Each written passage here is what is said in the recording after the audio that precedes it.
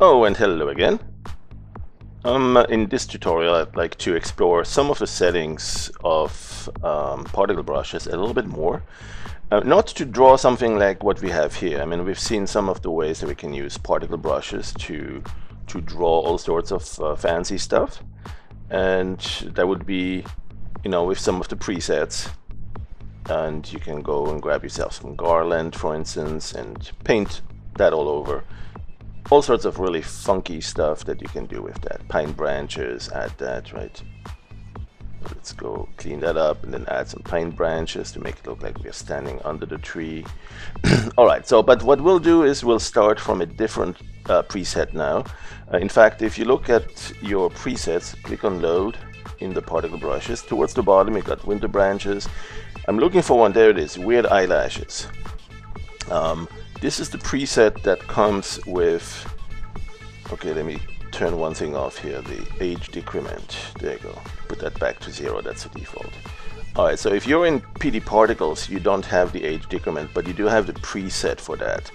And if you don't have that preset, if you have a version of Dog Waffle that didn't include this preset called Weird Eyelashes, easy enough, we'll just grab it. You can download it from the website. I put it down here. If you go to the website, thebest3d.com, click on download, and in download you can go to freebies right there, and in the freebies section scroll down one or two and you'll see fractal particle brushes. There it is. Right. So fractal particle brushes, also known as optipustics or optical octopus, and there's all sorts of ways to use it. Animations, growing ferns, pine trees, lots of different presets here.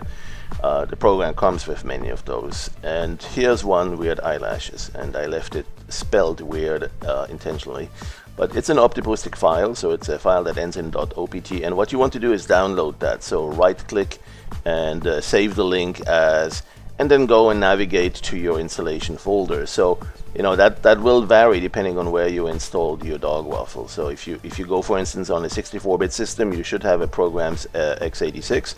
You go down there, the 32-bit versions of the software are installed there, and you should be able to find, in my case I think it'll be Howler. There it is. I have Howler 7, Howler 8.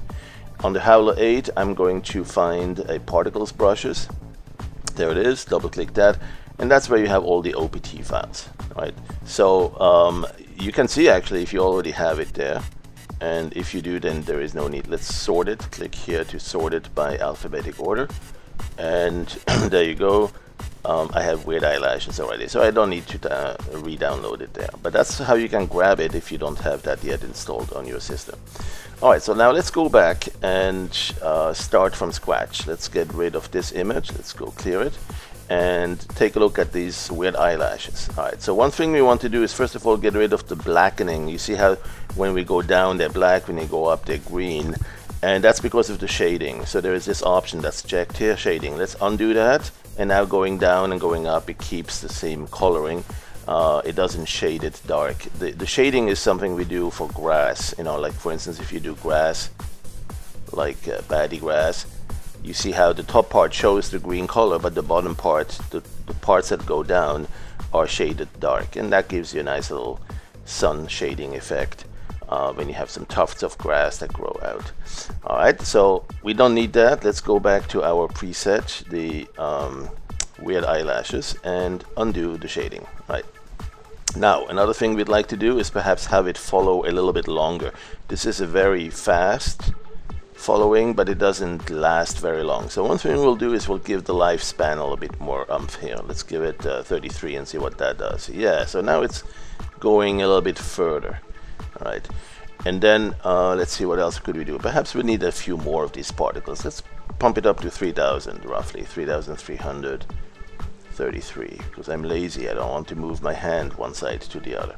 Now let's also turn this around and actually change the erase color to black. Alright, so erase it to black, and we now see this. Now maybe we don't want them to change color like that, right? But the gradient is what controls the color. It goes from red to yellow to kind of this green cyan.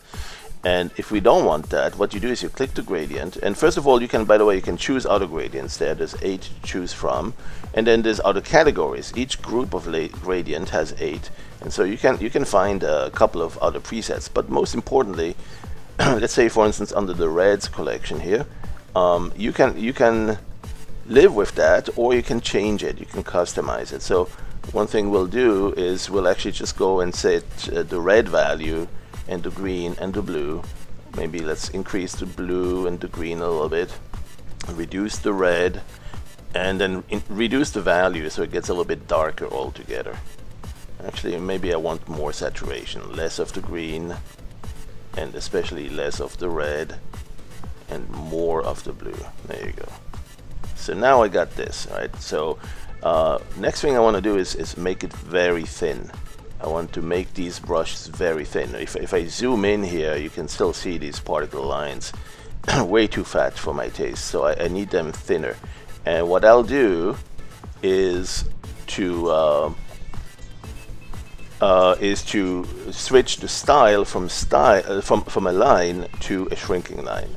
That's one way to do that, right? And then that way they will be controllable. You can give them initially a very large appearance, but they'll get thinner and thinner. And so when you look at this here, zoom in, you'll see them get thinner. So you can start them thin, right? Set the size to really thin and give it a brush stroke, and you can see them really thin.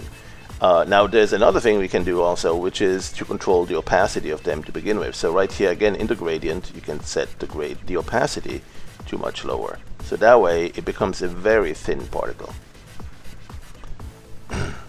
I mean, it's not thinner in terms of actual pixel width, but it appears thinner because it is just giving a very soft impression there every time that it's being drawn. Alright, so that's one parameter to play with as well. I think we have that.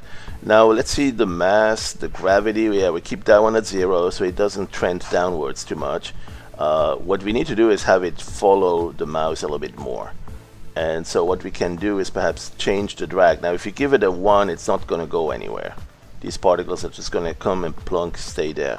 So what you want to do is give it a little bit, if you want it to go ahead of the mouse, you give it a 1.01 or 1.1, let's see that.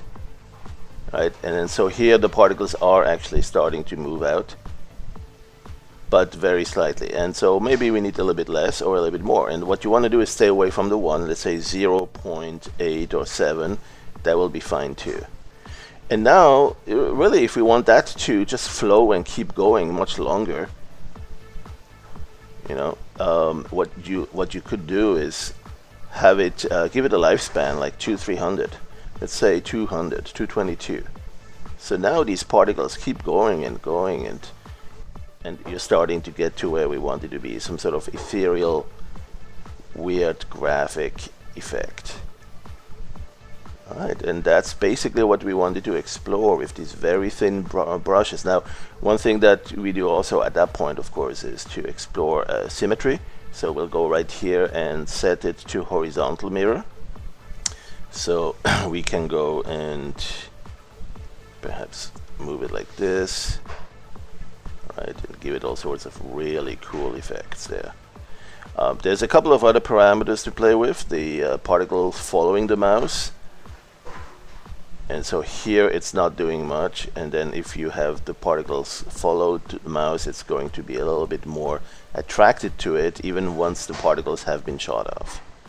And then use velocity, that gives it a little bit more erratic. If you do a little yanky yank out of the hand, there you go. Let's see what else. We can also enable the other symmetry, I mean the mirror in vertical style, and do even more sophisticated fancy stuff there. And so that's it with regards to this little tutorial on exploring some very thin branches, very thin brushes. We have a few other styles you could try also, like the brush or the Nova, but be careful, some of them will take a long time to render.